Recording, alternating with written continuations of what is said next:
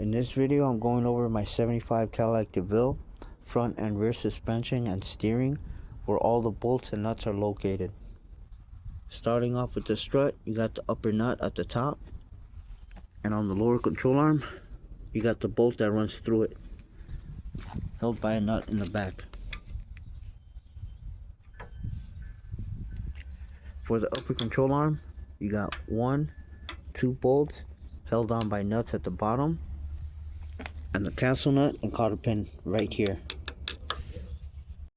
Now, in order to access the nuts on the upper control arm, you need to knock down the torsion bar. Okay, would be this nut and 2 bolts that hold it in place, 1 and 2, and you gotta get your steering your sway bar link out the way.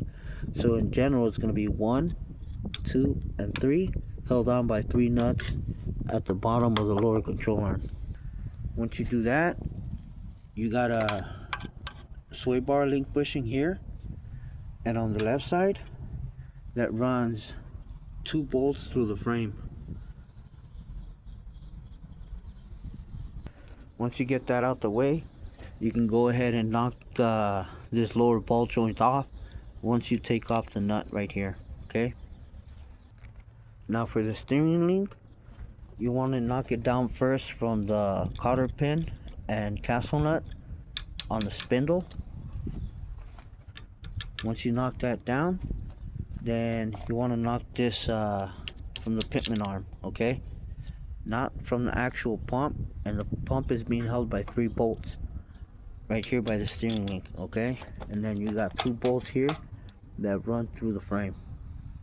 Now for the transmission support, you got 3 bolts and another 3 bolts held by 3 nuts at the bottom. Okay, for your rear suspension, we're going to go to the lower trailing arms. The nut is on the inside where the drive shaft is at, and the bolt runs through the outside. So it runs through here, and the bolt is on the inside. However, on the back, the nut is on the tire side, and the bolt runs through the inside. Okay, now for the upper trailing arm, the bolt runs through the back of the differential, and the nut is pointing towards the drive shaft. Same thing on this side. Okay, now the bolt is located right here where the spring is at, and then the nut is pointing out towards the drive shaft. You got 2 nuts and bolts at the top. See how it's being held?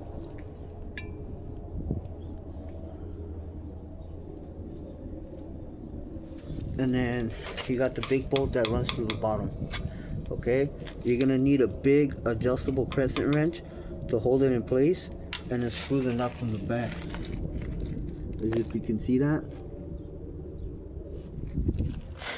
Okay, now for whatever reason you want to drop your differential down, you're gonna take the upper control arms off from here on the differential side.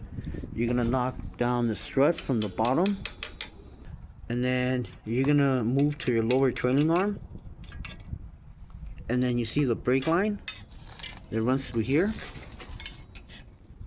It goes up into here. I'm not sure if you're gonna be able to see it due to the gas.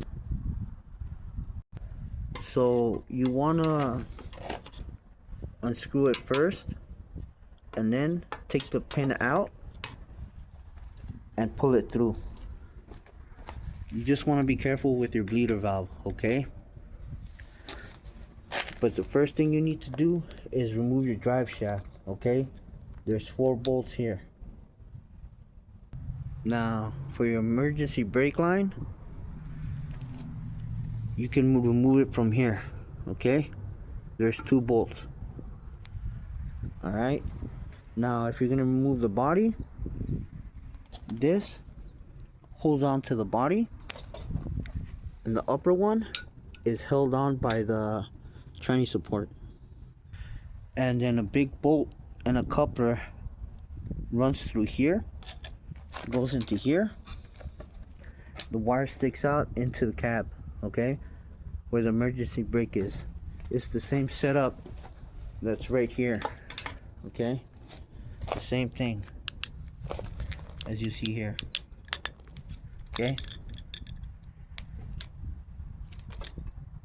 Now if you want to know how many supports you got to remove, bolts, it's 1, 2, 3, 4, 5, 6, 7, 8, 9, 10, 11, 12, 13, and 14. You might have to remove a couple more things on yours because obviously yours is complete, mine isn't. So yeah, keep that in mind and have a great day.